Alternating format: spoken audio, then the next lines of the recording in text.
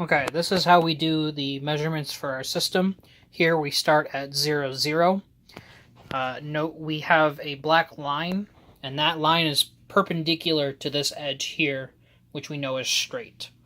So if we look straight down, you can see the Sharpie line in the holes. So all we do is just line it up, so that way that's pretty straight with that.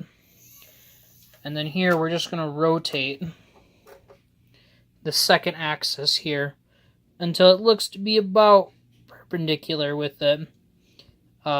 This system does not do well with squares, so you can't put a square to it and attempt to make it better. And the end effector is kind of wobbly, so measurements are a little off. But all then you're going to do is take your ruler and go from this base point here, and we're just going to measure to the end effector, right there,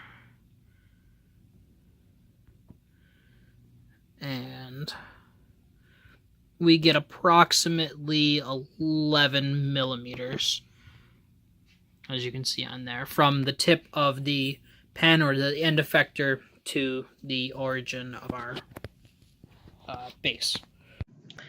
Alright, here's our GUI for our project 1, and here we have 3 different axes that will plot the robot at 3 different positions and locations. We have the button to create the robot, 3 different sliders that will control the joint angles, a display that will change or that will show the joint angles, and then another display to show the XYZ coordinates of the end effector.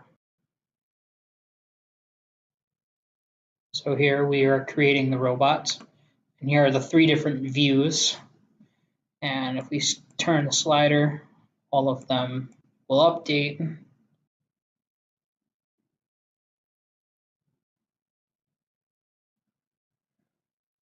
And then each value is displayed up here.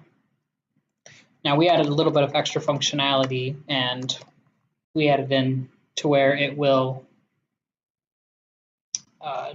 you can type in the joint angle you want and it will automatically do it for you. So just view joint angles, and then down here, as I said before, here it's calculating the X, Y, and Z position of the end effector.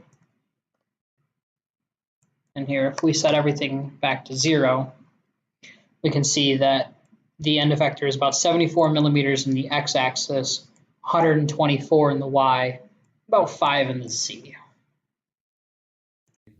All right, so the 3 viewpoints on the GUI correspond to different views. So the first one is from down on the bottom, about 45 degrees, but straight on from here.